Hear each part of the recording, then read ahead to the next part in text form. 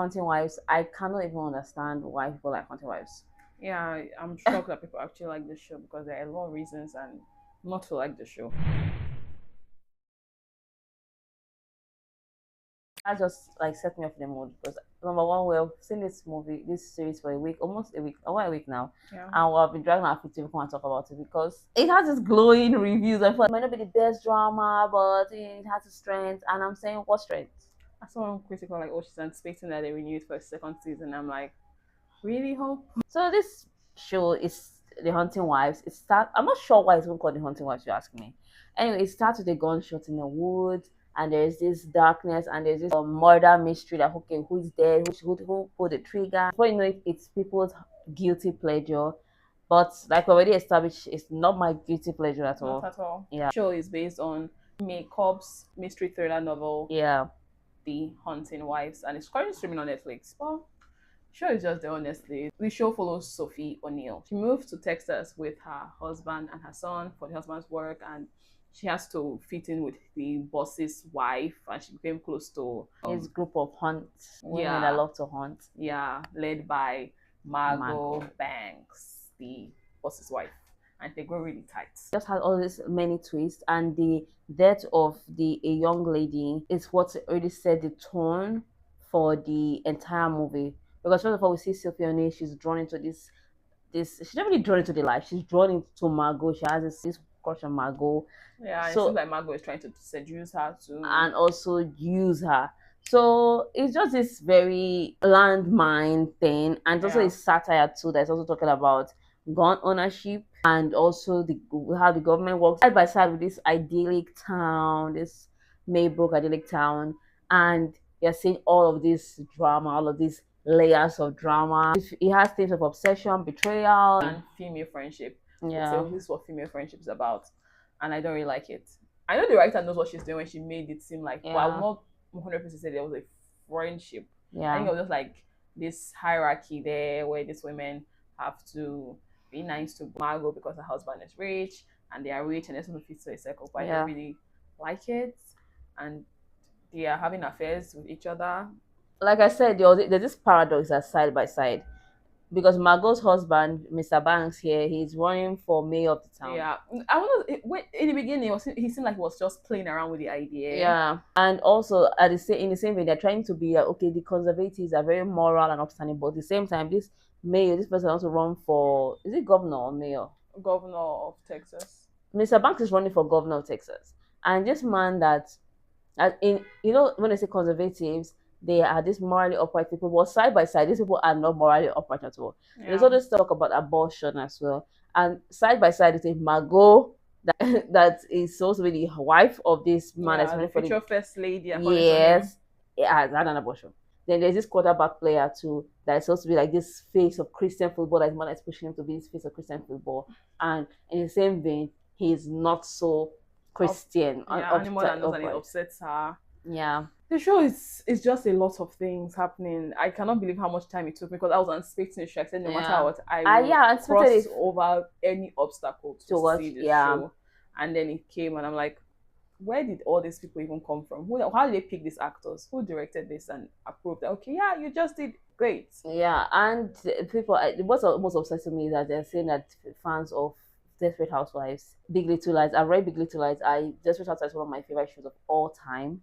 That fans of Desperate Housewives like this. I do not like it. I think Aisha was trying to be like, oh, drama, and what does it end? It was just too much dust. There's too much thick layers of dust for it. What do you think about Sophie O'Neill? I think she was just a silly main character that, okay, they wanted us to feel sorry for her or feel something for her, but at the same time, the character was not very well written that you should even care about her and her husband or her child. They were just her family. I think her family was too on the side for somebody that she cares about her child and her husband so much. There was a bit of backstory to her. She had a career in PR for politics.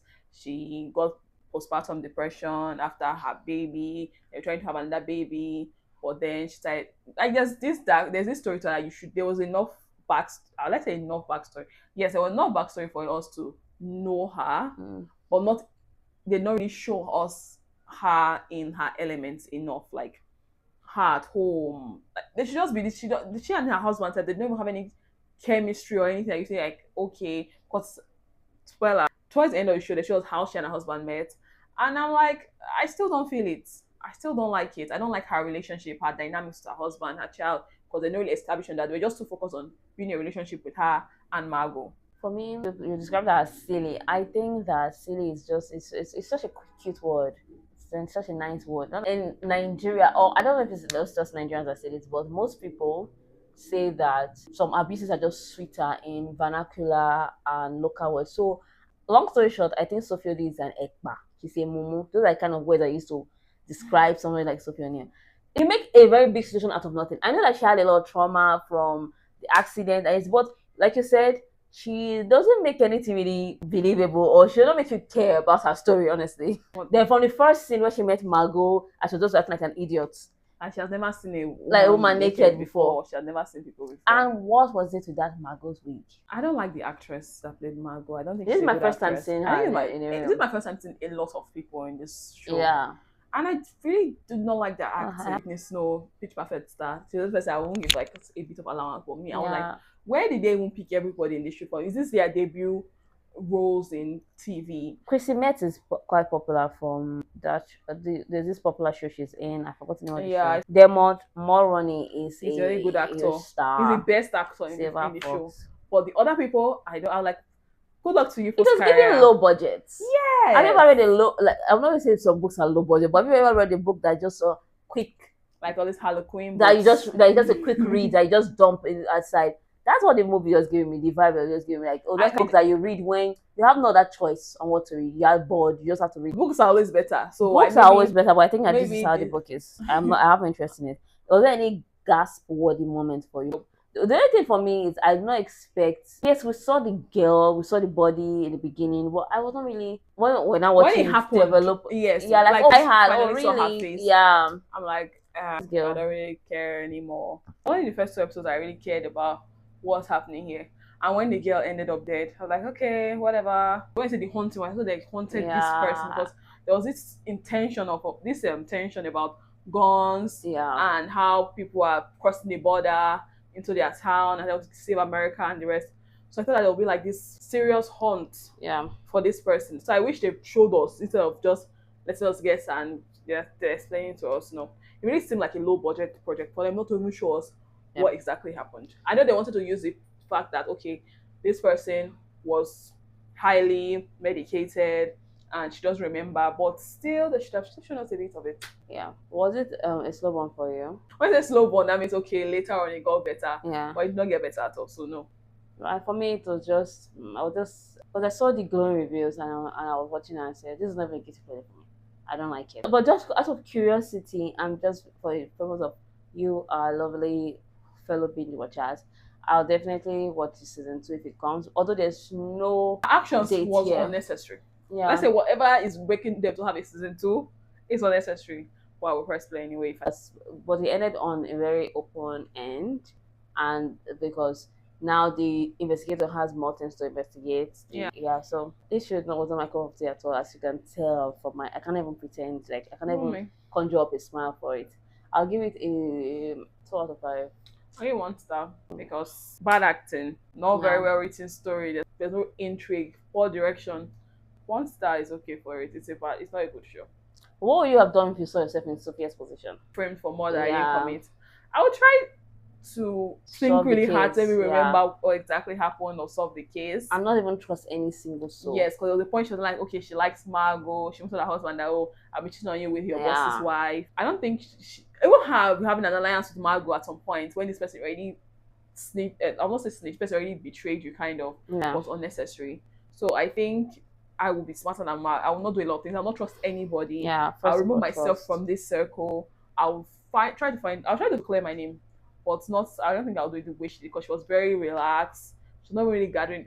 She was trying to gather evidence, but she was not really gathering evidence at the same time. That's she was gathering death on Margot. Yeah, did not make any sense. So, how would you have done differently? I said I would not trust any single person. Okay. That after whatever relationship or feelings you had with Margot, you did it. Because I was thinking like, okay, I've been framed here and you have to fight for your name and you're having time for frivolities, Fine. And once I'm done, once I clear my name, I'm getting out of that town, so there's going to be no season 2. Yeah. So, but let us know what you would have done differently if you're in Sophie O'Neill's position. Until next time, do take good care of yourself. Bye Bye. bye.